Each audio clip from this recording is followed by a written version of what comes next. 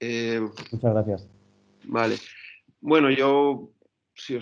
le parece bien al resto de compañeros, pondré el último, pero simplemente pues para presentar, bueno, ya has presentado tú, simplemente decir que Diego Olivera supongo que nos hablará de la regulación que se inició en su día en Uruguay, de su evolución y de cómo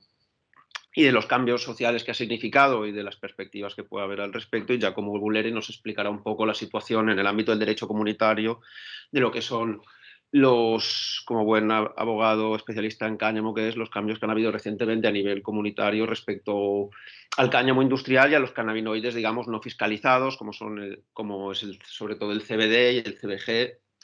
Ha habido una sentencia recientemente del Tribunal de Justicia de la Unión Europea, ha habido también cambios en las listas de productos que se pueden utilizar en el ámbito cosmético. Y por último, hablaré yo una perspectiva un poco general sobre las necesidades de una regulación en el Estado español, porque se están creando situaciones realmente donde hay una disfunción clara entre la necesidad, entre las demandas sociales, las necesidades que exigen tanto la ciencia como la salud del usuario y por otro las aplicaciones normativas que están abiertas y en especial la desproporción evidente que ha sido el ingreso en prisión de Albertio. Hablaremos un poco de su caso. Si os parece bien que empiece Diego Olivera, después Giacomo y finalizaré yo. Muchas gracias. Bueno, buenas tardes, creo que buenas noches para varios de ustedes. Es un gusto saludarlos desde Uruguay. Quiero agradecer a la Universidad Autónoma de Madrid y al Observatorio Europeo de Consumo y Cultivo de Cannabis por la invitación. Y quiero compartir con ustedes algunas reflexiones que me disparó esta idea, el título de la mesa, que es hacia una nueva regulación de cannabis. Resulta especialmente atractivo el título de esta mesa redonda. Invita a pensar lo nuevo, la idea de la construcción de algo mejor para todas y todos, sobre el edificio tambaleante de las políticas prohibicionistas. Lo nuevo implica al menos dos dimensiones. Por un lado, lo nuevo no es lo mismo para todo el mundo. En algunos sitios lo nuevo puede ser la descriminalización del uso del cannabis, la batalla por el respeto a los derechos básicos de la persona, que ya sea por necesidad o en el ejercicio de su libertad cultiva, transforma, almacena o traslada cannabis para uso personal o de las personas con quien habita. En otros contextos, lo nuevo es la posibilidad de reducir el peso de la represión policial, el encarcelamiento o la violencia institucional que destrozan las vidas de personas que se involucran con los mercados de drogas y cometen delitos no violentos. Personas que cargan además con el peso de la pobreza, la desigualdad de género y la discriminación racial, muchas veces condicionadas por la exclusión social y la necesidad de sobrevivir en una economía injusta. Habitualmente sufriendo además la presión de grupos criminales cada vez más violentos que el prohibicionismo no ha hecho otra cosa que fortalecer. Afortunadamente, cada vez en más países lo nuevo es la posibilidad real, tangible, de a través de la legalización de cannabis perforar una política prohibicionista erigida sólidamente por los más grandes poderes de la política mundial durante el siglo XX. Una novedad que no hace otra cosa que ajustar el mundo de las leyes a la realidad social, porque la prohibición no se sostiene, no resiste el análisis científico, ni económico, ni moral. Solamente puede sostenerla el apego conservador a una visión perimida del orden social, una que no produce seguridad real para los ciudadanos y ciudadanas de a pie. Pero lo nuevo también es lo cultural, la posibilidad de desarmar los prejuicios, toda esa trama simbólica que ha hecho ver en los usuarios de drogas la imagen del peligro, la improductividad, la falta de valores, la locura amenazante, y que en paralelo ha negado la creatividad, el alivio, el ejercicio de la libertad, el encuentro con el placer, la mancomunión social, la exploración espiritual o la mejora de la salud física y mental que pueden reportar las diversas formas de uso tanto del cannabis como de otras sustancias prohibidas. Pero hay una segunda dimensión de lo nuevo a la cual quiero referirme, y es aquella que vislumbramos en las sociedades donde el cannabis ya es legal. Y tiene que ver con la idea de que la legalización no se trata solamente del abandono del prohibicionismo, no es un único salto, es un proceso que exige de innovación constante a partir de la capacidad que tengamos para procesar el enorme caudal de información que produce este nuevo escenario. En especial porque la regulación del cannabis no es exactamente igual a ninguna otra y afortunadamente, por ejemplo, es bien diferente a la que estructuró los mercados de alcohol y tabaco. En los países donde la legalización es un hecho, hay que lidiar con nuevos problemas, muchos de los cuales no eran fácilmente imaginables en el escenario anterior. Las brechas y curvas de aprendizaje que implica la producción segura y a gran escala de cannabis de calidad, el involucramiento de los centros de estudio y la formación de profesionales y técnicos con conocimiento referido a la planta, el proceso de cambio de la burocracia estatal en sus diversas esferas, que debe dejar atrás la persecución para pasar a contribuir al correcto funcionamiento de la legalidad, o las resistencias de un sistema financiero que obstaculiza el desarrollo de una nueva economía legal del cannabis, son solamente algunos de los desafíos en este escenario post-legalización que vivimos en algunos países, como es el caso de Uruguay. Pero hay otros dos de estos desafíos sobre los que me quiero detener. Uno es el riesgo de la marcha atrás. Es un riesgo bajo, pero en un mundo con una alta volatilidad política y discursos mesiánicos sobre la necesidad de recuperar un orden perdido, aderezados con teorías conspirativas sobre la nueva agenda de derechos, es algo que no deberíamos cambiar, que no deberíamos dejar de considerar. Por otro lado, los impactos sociales que implica la captura corporativa del nuevo mercado legal. Es razonable que los movimientos de capital identifiquen una gran oportunidad en la comercialización de cannabis y esto puede ser un gran empuje para la producción. Pero un mercado que pierda el equilibrio, donde los grandes jugadores de la economía desplacen a los pequeños productores y a las economías locales, tendrá altos costos en términos de equidad y concentración del poder del mercado. En este punto quisiera señalar que la legalización del cannabis tiene que ver con la política de drogas en su conjunto y no solamente con el cannabis. Creo que debemos prevenirnos de caer en un cierto endogenismo que nos impida ver que el previsionismo sigue allí. Algo más débil, con su hegemonía política y cultural herida, pero reposando sobre piezas centrales del consenso político internacional. El trabajo por la regulación legal de todas las sustancias está muy lejos de agotarse, y los avances en el cannabis no deberían para limitar los esfuerzos por una política de drogas basada en la evidencia, la salud pública y los derechos humanos en toda su extensión. La ampliación del espacio para debatir la regulación legal de los psicodélicos y los estimulantes puede alimentarse de las experiencias de los mercados legales de cannabis, pero tiene un camino propio a recorrer. En paralelo, también se hace necesario trabajar por una regulación más sensible a los objetivos de salud pública de la droga que mayores daños ha causado, como es el caso del alcohol. Finalmente, permítanme referirme a Uruguay, mi país. Aquí la discusión pasa más por la forma específica que debe tomar la regulación en el futuro que por la pertinencia de haber regulado. En Uruguay, la idea de la legalización ya es un hecho aceptado por casi todo el sistema político y por porciones cada vez mayores de la opinión pública. Las calamidades que algunos anunciaban a los cuatro vientos y otros veían con calmada y razonable preocupación no se cumplieron. Las farmacias que venden el cannabis no fueron asaltadas ni estuvieron rodeadas de un clima de conflicto social. Las personas que disfrutan del cannabis y participan de su cultura se sintieron significativamente más libres, pero nuestro país no se convirtió en una sociedad cannabisada.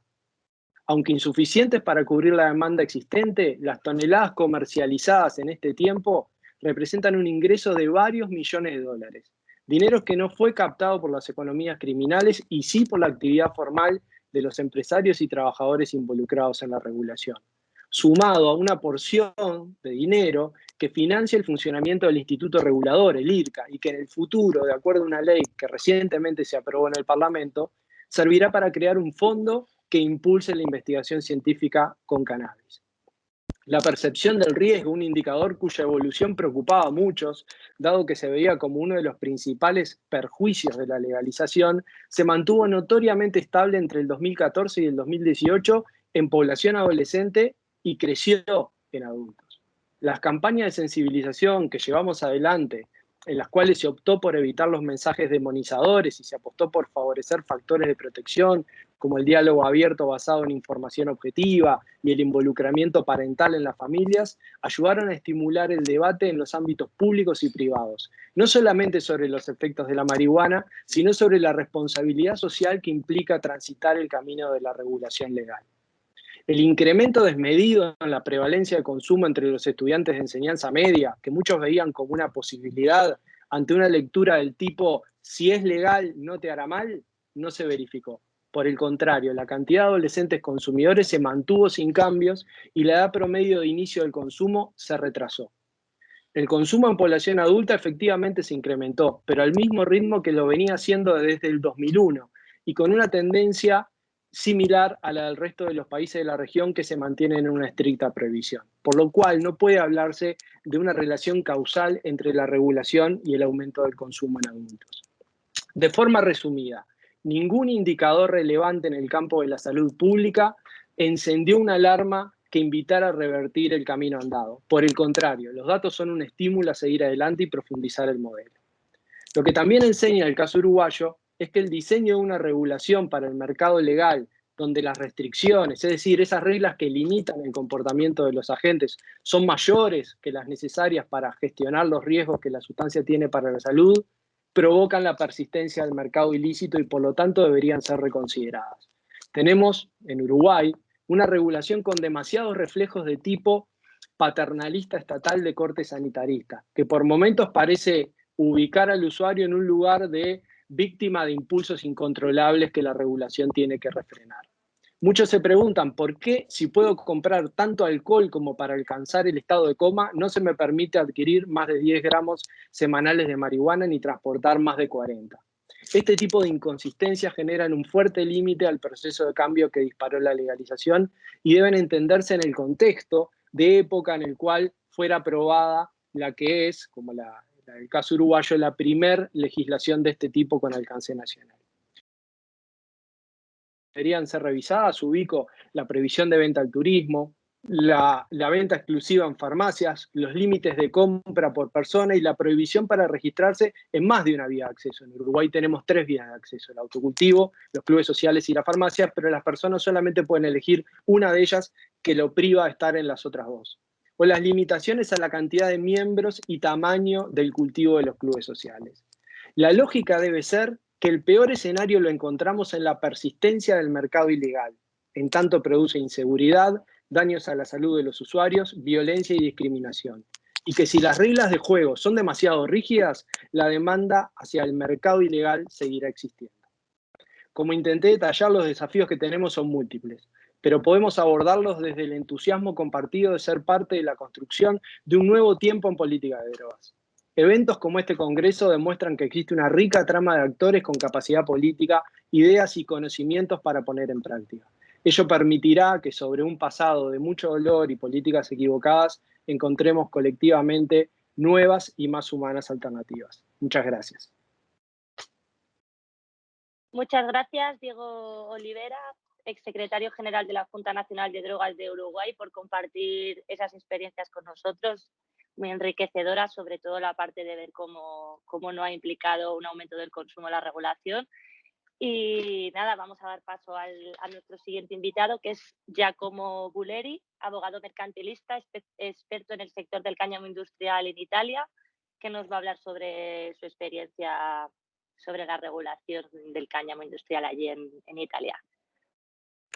Agradezco a los organizadores por la invitación y discúlpenme si mi español no es muy bueno, intentaré de hacer lo máximo.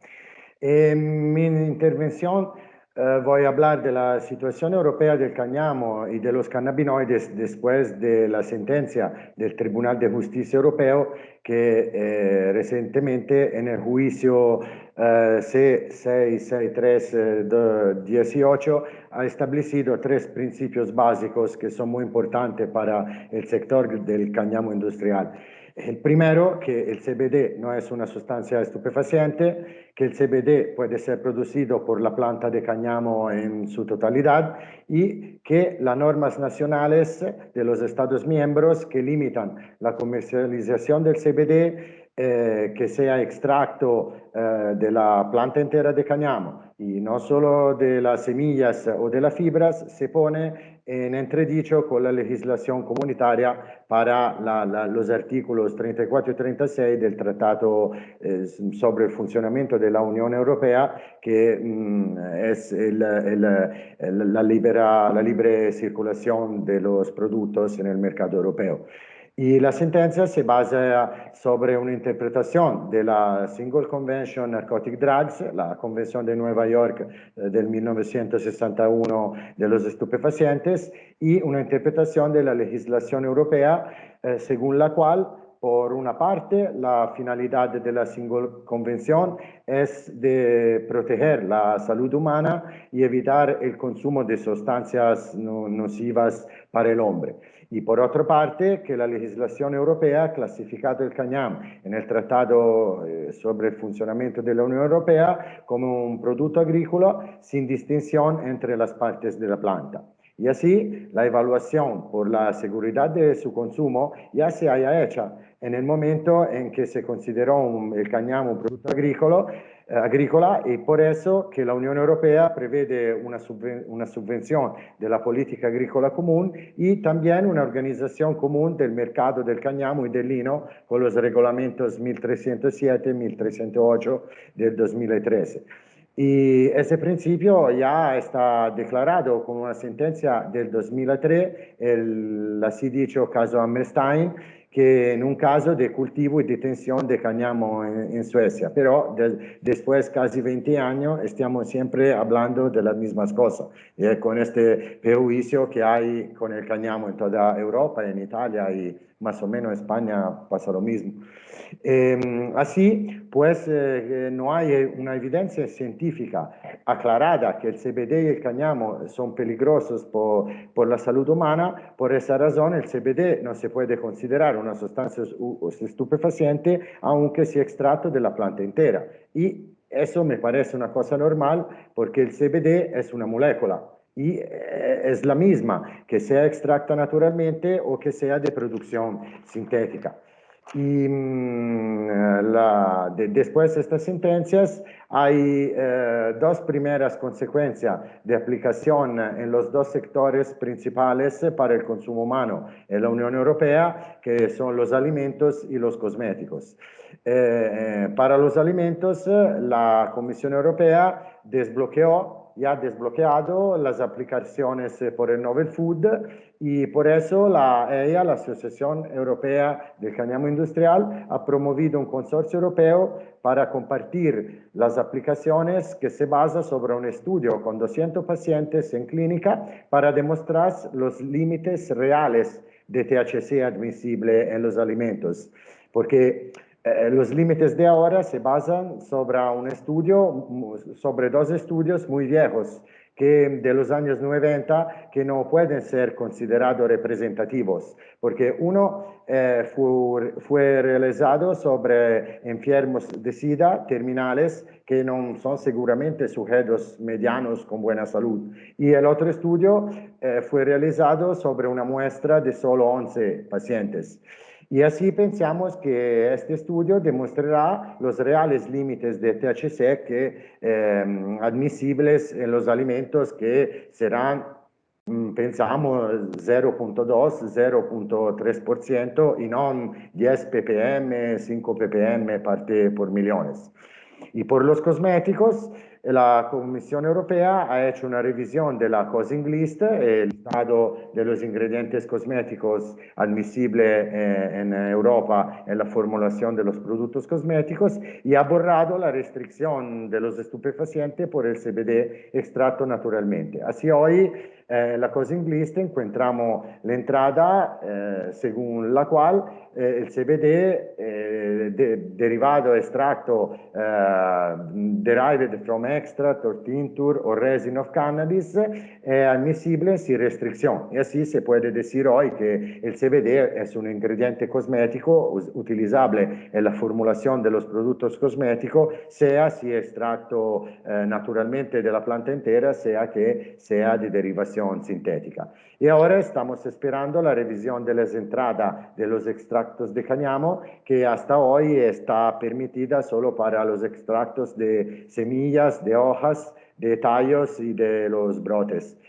En Francia y en Italia, esta sentencia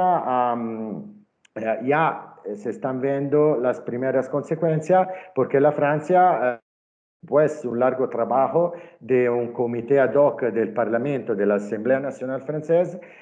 presentó un expediente donde se propone de permitir la recogida y la transformación de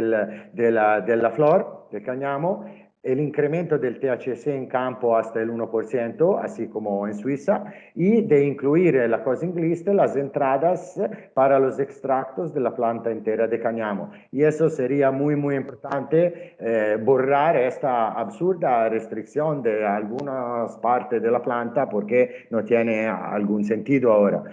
Y en Italia también están pendientes dos leyes regionales en Sicilia y en Cerdeña para especificar las posibilidades de recogida y transformación de la planta entera del cáñamo para las aplicaciones industriales. Y así esperamos que el 2021 sea el año del cáñamo en Europa, y pienso que sí, porque después de la sentencia del Tribunal de Justicia, los Estados miembros tienen solo dos oportunidades: o se adaptan a la interpretación de la sentencia del Tribunal de Justicia, como está haciendo la Francia y la Italia también a nivel regional, o sufrirá la importación de los mismos productos que están hechos en los otros Estados miembros, con perjuicio solo para los productores nacionales. Y eso pienso que no sea un buen argumento para los políticos. Y muchas gracias a todos. Muchas gracias, Giacomo, por contarnos la experiencia de Italia y muy interesante a ver si es verdad que el 2021 es el año del cáñamo. Y nada, vamos a dar paso al último ponente, que es compañero también, abogado, Joan Bartomeu, perdón. Además de ser abogado, es codirector del despacho Brochambert y es especialista en derecho de los derechos humanos y en temas de cáñamo industrial. Así que nada, adelante, Joan. Bueno, en primer lugar, decir que es un honor cerrar estas jornadas de hoy. Creo que el Congreso ha sido un éxito y enhorabuena a los organizadores que contra viento y marea y contra pandemia han sido capaces de que podemos terminar de una manera, yo creo, exitosa en cuanto a participación de gente y en cuanto a los conocimientos que creo que todos hemos ido adquiriendo en el día de hoy. Unas jornadas como estas que son pioneras y esperemos que hayan venido para quedarse, pero que esperemos que la próxima vez podamos estar todos juntos y juntas. Dicho esto, como bien ha dicho Marta, yo soy abogado y criminólogo, trabajo en el estudio jurídico Brochambert, llevamos más de 15 años trabajando en el sector del cannabis, en la defensa de autocultivadores, la defensa de usuarios en el ámbito administrativo, como han hablado ya otros compañeros, de asociaciones y clubs, empresas del sector y también en el ámbito a día de hoy cada vez más fuerte del cáñamo industrial, como ha venido a decir Giacomo. Mi intervención va a ser breve porque yo simplemente voy a plantear la necesidad de, por un lado, voy a tratar de denunciar cómo actúa la ausencia de regulación, cómo es interpretada por las autoridades españolas y cómo muchas veces parece que las autoridades españolas, así como ha explicado Giacomo, que Francia o Italia, a partir de la sentencia del Tribunal de Justicia y la Unión Europea, se han movido en una dirección acorde a estos planteamientos, o como lo ha hecho también la Comisión Europea, parece que en el Estado español las autoridades siguen reticentes y siguen aplicando la poca normativa que hay, con la poca claridad que tiene sobre el cannabis en todas sus vertientes, la siguen aplicando de una manera regresiva y que sigue dando soluciones totalmente disfuncionales con la realidad social y siempre interpretando la norma de la manera más regresiva posible. Es evidente que aquí parece que la sociedad civil, y muchas veces cuando hablas con gente de otros estados, tienen la percepción de que en España, de que en el Estado español el cannabis es legal, pero bueno, como Marta lo sabe igual que yo, luego te encuentras con resoluciones judiciales cada vez que van en un sentido totalmente contrario incluso a lo que los propios mismos órganos judiciales decían hace unos años, ¿no? Entendemos que estamos llenos de ejemplos de desprotección y desproporcionalidad y que por razones de derechos humanos, de proporcionalidad, de atender realmente a la salud pública, de atender también a la seguridad en el tráfico, de atender sobre todo a la ciencia, y por dar seguridad jurídica y efectivamente dar respuestas a esa realidad social, es necesaria más que nunca una regulación. Entre los problemas que yo veo más claramente, vemos el caso del autocultivo, y aquí la propuesta del observatorio entendemos que sería una propuesta muy ajustada de establecer por fin unos parámetros claros en cuanto a cantidades, que entendemos que es la medida más fiable para para establecer qué cantidad puede cultivar una persona para su autoconsumo. Porque nos encontramos con unas soluciones que han llegado a ver de 20 kilos y luego con condenas de 300 gramos por conductas que dejan realmente al libre arbitrio, prácticamente porque el delito es de peligro abstracto, a la interpretación que haga el juez de turno. Por ello entendemos que es necesario establecer un parámetro claro y, sobre todo, con la gran cantidad que existen de cultivadores en este estado, entendemos que esa respuesta se tendría que dar. Entendemos que el planteamiento de 3 kilos 600 gramos anual de un consumo de 10 gramos al día podría ser un parámetro en el que podría basarse tanto los jueces, tanto los agentes de la autoridad, porque si no, luego muchas veces lo que vemos es que hay gente que cultiva, le absuelven, pero mañana me preguntan, ¿puedo volver a cultivar? Aunque ya cuando el juez ha dicho que esto no es delito, pues realmente no está amparada por nada, aunque tenga 3 sentencias absolutorias. Según los planteamientos que tiene la Agencia Española del Medicamento, que considera que los únicos cultivos los deben autorizar ellos, y en los planteamientos de los agentes de la autoridad, aun cuando tú no estás delinquiendo, te encuentras totalmente desamparado, porque pueden intervenirte una vez, 2 veces y 3 veces, y una resolución anterior para ellos no significará nada que les impida volver a acceder a tu casa, si bien con tu permiso o si un juez se lo autoriza. Porque para la mayoría de jueces el simple cultivo ya es un indicio de tráfico, que es lo que se investiga, aunque luego esto acabe en una absolución, ¿no? Por tanto, no podemos estar toda la vida reprimiendo conductas que la jurisprudencia se ha hartado de decir que son no delictivas. Asimismo, entendemos también que es necesaria una regulación en el ámbito de las asociaciones y los clubes de cannabis. Vemos como una experiencia que lleva más de 20 años, que se ha ido reformulando, que se ha ido adaptando a la realidad, que ha dado contenido y ha resuelto las necesidades de los consumidores, dándoles una alternativa al mercado negro que cumplía por lo menos unos estándares mínimos de respeto a su salud, de control de la sustancia, de vetar el acceso a menores. Entendemos que no tiene sentido que a día de hoy, después de los planteamientos que hizo la Fiscalía en 2013, corroborados por el Tribunal Supremo a partir de 2015, nos veamos con que actualmente es más peligroso para una persona trabajar en un proyecto asociativo en el que puede acabar siendo condenado por delito contra la salud pública, además de delito contra la asociación ilícita, que trabajar en el tráfico de drogas sin ningún control y sin ningún control sobre la sustancia y sin ningún veto a sujetos que puedan ser vulnerables. Algo que sí cumplían, estos mínimos siempre han sido cumplidos por todos los clubes de cannabis, ¿no? Vemos cómo se anuló, como el Tribunal Supremo consideró que estas estructuras mayormente deben considerarse delictivas,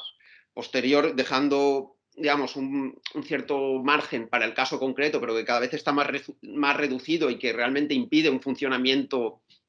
mínimo y sostenible en las asociaciones. Vemos también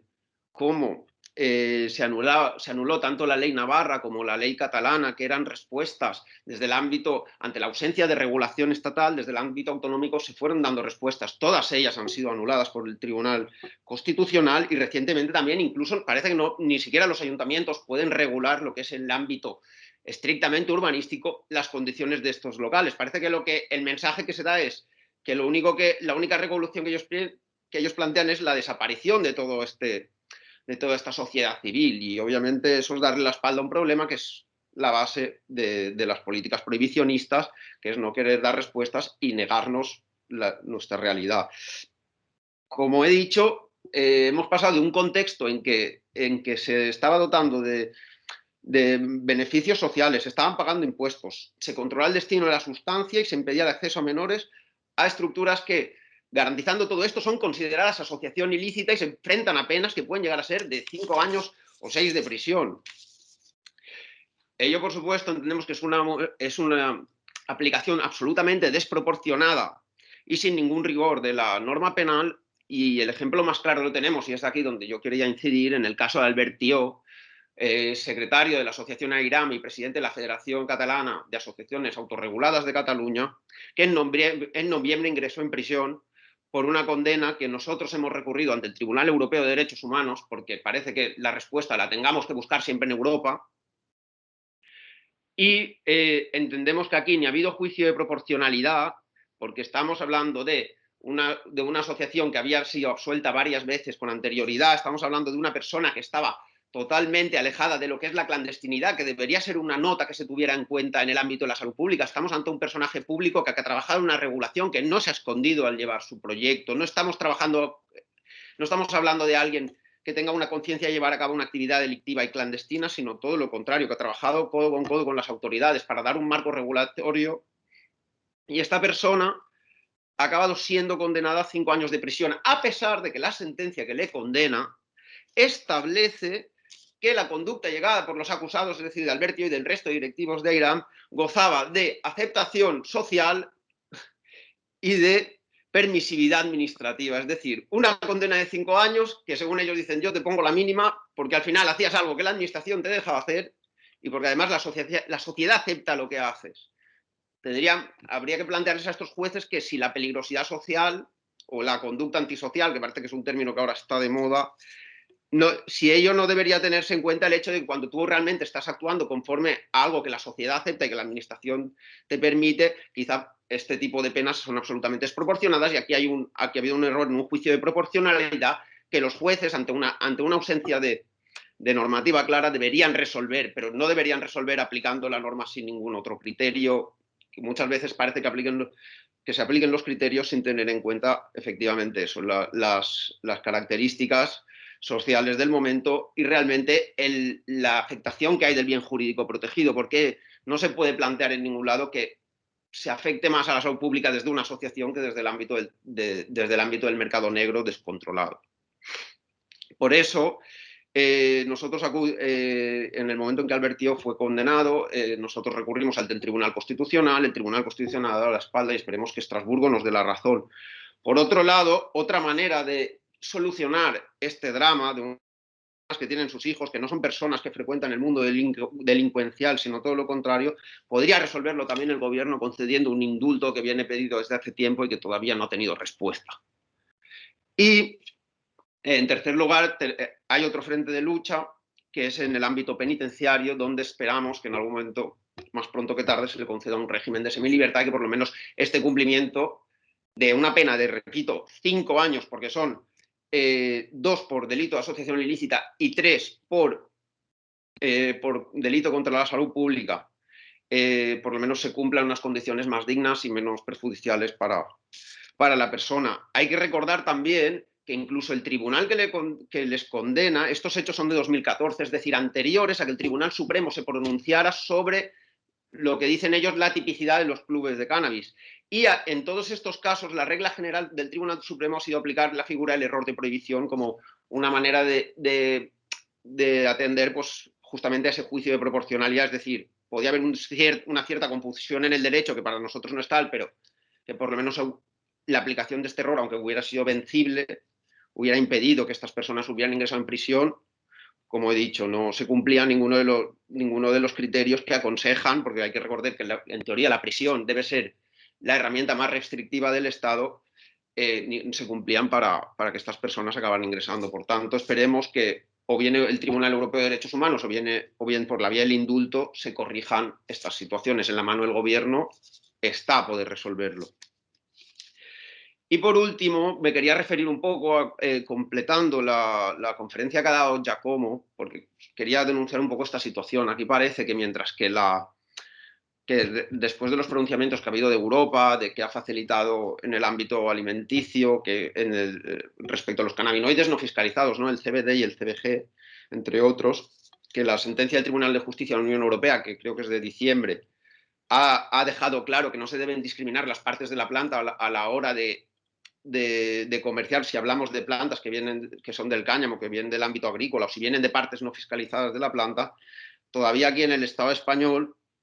te sigues encontrando con circulares que hace el Ministerio de Agricultura, con circulares que hace la Agencia Española del Medicamento, donde se sigue precisamente planteando las interpretaciones que la propia justicia europea ha descartado, que es que entiende que lo que dice el Tribunal de Justicia de la Unión Europea es que la Convención se debe interpretar en términos de protección de la salud. No podemos llegar a soluciones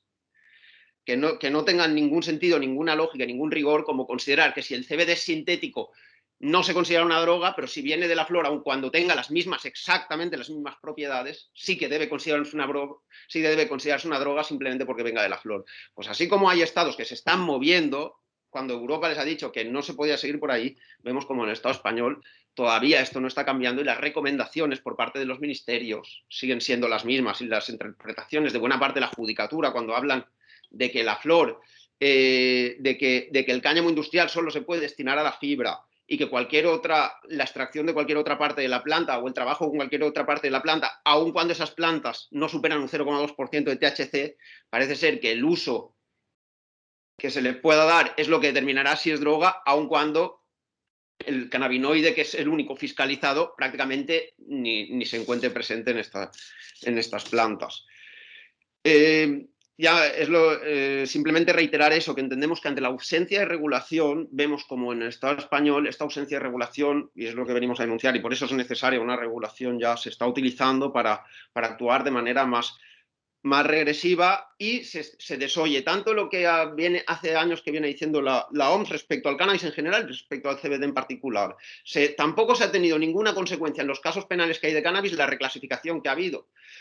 por parte de Naciones Unidas, que si bien es cierto que abre la vida del cannabis terapéutico, pero también es cierto que respecto a los casos de cannabis en general, se supone que en términos de proporcionalidad, esta desclasificación debería suponer que obviamente ya la sustancia no se considera que es tan peligrosa como nos dijeron en su día. Por tanto, entendemos que también debería tener consecuencias en los casos penales que siguen habiendo a personas que cultivan para su propio consumo, a personas que se unen para consumir en grupo. Vemos, y efectivamente lo que estamos diciendo es eso, que entendemos que España sigue dando la espalda a las resoluciones internacionales, a la Comunidad Europea y a la justicia europea en cuanto a la interpretación de las normativas que tengan que ver con el cannabis. Por eso, porque entendemos que es necesario para el desarrollo social y económico, y sobre todo para el pleno ejercicio de los derechos civiles, y para que de una vez se aplique rigor y ciencia en lo que son las políticas de drogas, que su único objetivo debería ser proteger la salud pública, entendemos que es más necesaria que nunca una regulación. Muchas gracias. Muchas gracias, Jan. A ver si es verdad que por fin nuestros jueces empiezan a aplicar la ley en atención a la realidad social, que es lo que debería pasar. Y nada, vamos a dar paso a las conclusiones, que nos van a hablar un poquito Axel Klein y Jorge Bergua.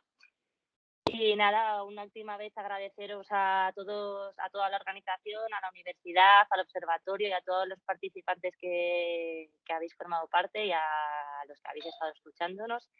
Y nada, muchísimas gracias. Gracias a vosotros. Bueno, estamos ya llegando a la recta final de este primer Congreso Científico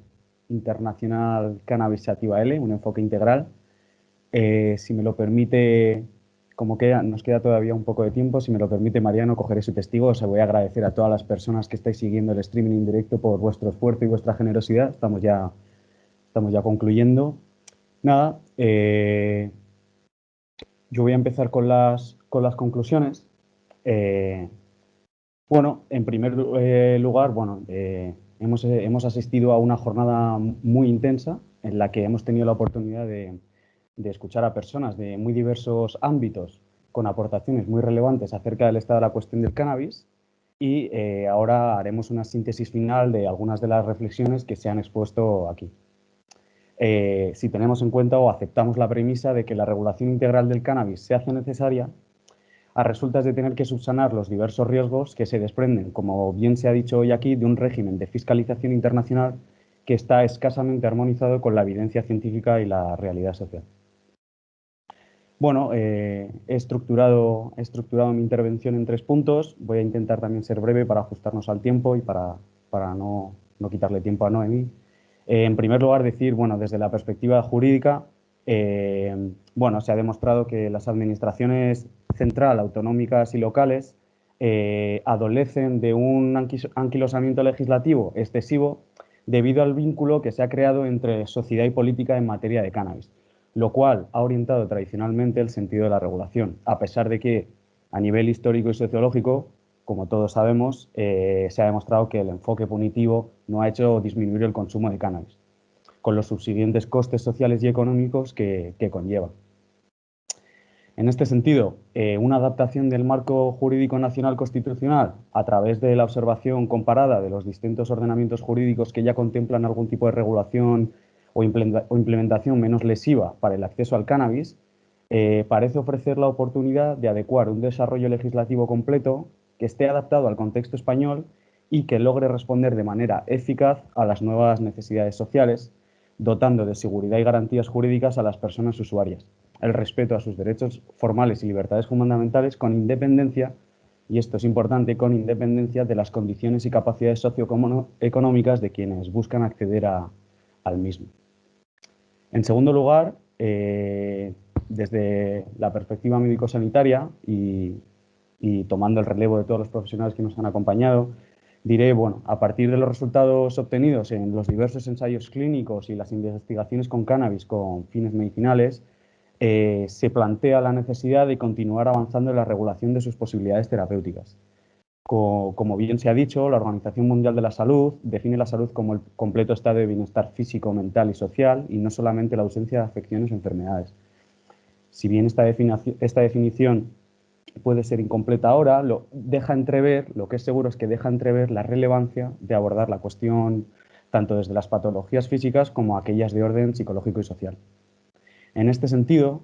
hay que tener en cuenta que la mayor parte de las personas usuarias obtienen la sustancia mediante el mercado ilícito, donde se desconoce la existencia del nivel de adulteración, lo cual parece hacer necesario un enfoque sanitario con el que lograr subsanar un posible problema en el ámbito de la reducción de riesgos y la disminución del daño. En este sentido, poder plantear la constitución de un órgano como el Instituto Español del Cannabis Medicinal, que esté vinculado al Ministerio de Sanidad, nos ofrece la oportunidad de discurrir en este sentido, de un afianzamiento de estos programas de políticas públicas de salud con cannabis, el cual, por su parte, tendría las competencias para el control y la fiscalización de los cultivos de cannabis, personales o colectivos, un seguimiento, evaluación y control de las variedades, la promoción y difusión de información científica que esté respaldada, la proyección, como hemos dicho, de programas de salud pública con cannabis con el objetivo de mejorar la calidad de vida de los usuarios, que tenga en cuenta sus motivaciones de consumo y que no haga un análisis sesgado, mejor dicho, de los perfiles del consumidor. Y en tercer lugar, me gustaría añadir desde la perspectiva académica. Como este es un entorno universitario, me pareció oportuno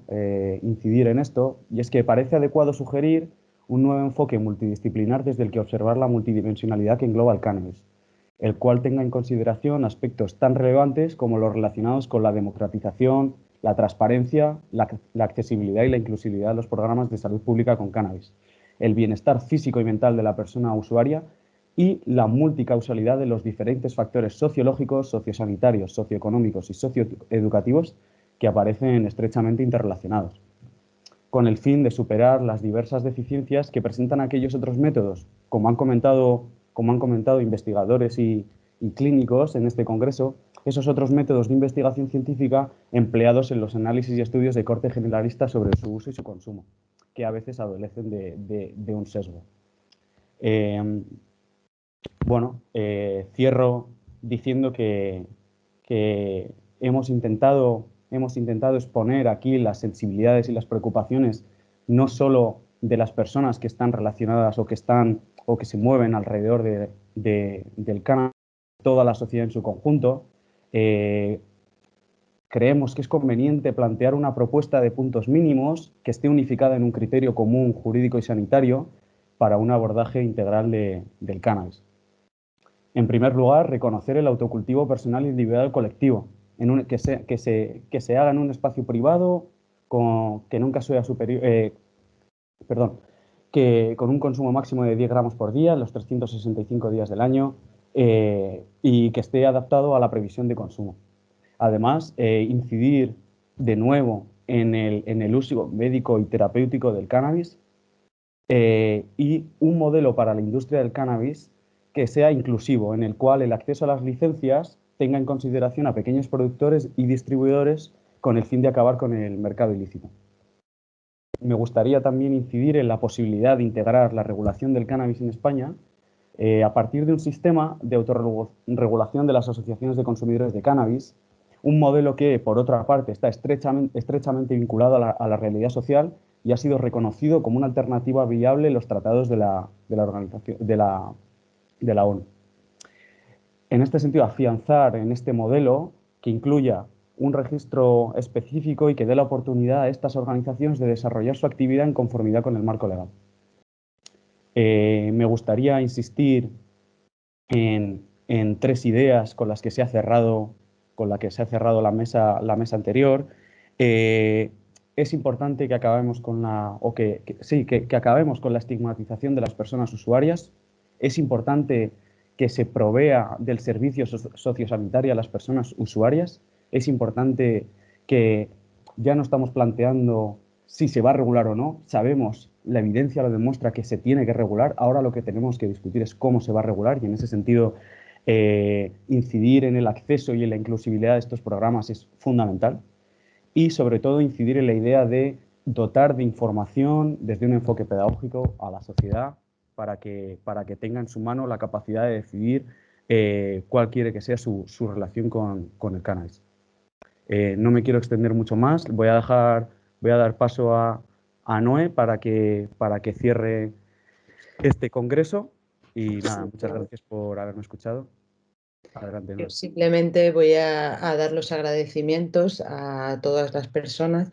y colectivos que han participado. En primer lugar, a la Universidad Autónoma de Madrid, en concreto al equipo de decanato de la Facultad de Derecho, por su predisposición y confianza para celebrar este congreso. En segundo lugar, un especial agradecimiento a quienes conforman el equipo de trabajo del Servicio de Tecnologías de la Información de la UAM,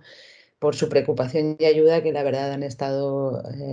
todo el rato en estrecho contacto. Y por último, expresar un profundo agradecimiento a todas las personas que asisten y colaboran como congresistas, y su contribución y generosidad, las cuales han sido fundamentales. Pues sin ellas, evidentemente, este congreso no hubiese sido posible. Yo añadiría un ultimísimo agradecimiento pues a todas las personas del observatorio que se han involucrado, pero pese a que yo soy la presidenta actual, por ejemplo, el compañero Jorge le tenemos que dar un especial agradecimiento porque la verdad ha hecho un gran trabajo. Luego,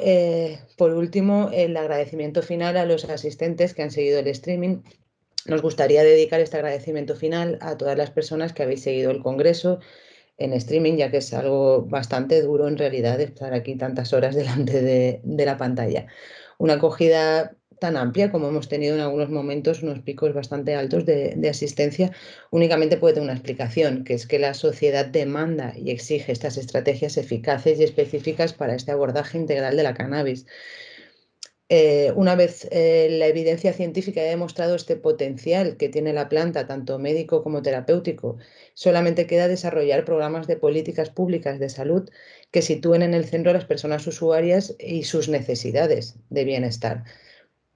Y libre de bienestar real y libre desarrollo de la personalidad, y que persigan en el enfoque de la prevención, evidentemente, de riesgos y reducción del daño y la protección a los menores, que es algo que hemos estado escuchando mucho a lo largo del Congreso.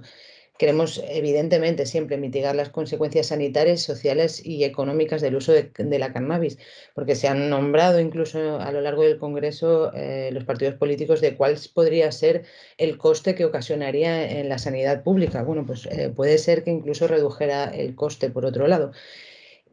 Solo así, lo que vemos es que solo así, de esta manera, haciendo estas regulaciones, una sociedad va a conseguir estar preparada para afrontar tanto de forma colectiva como democráticamente, con un acceso a la información objetiva desde un enfoque siempre pedagógico, los diversos y complejos retos sociales que van a aparecer vinculados al cannabis, a la cannabis, y se presentan en este tercer decenio del siglo XXI.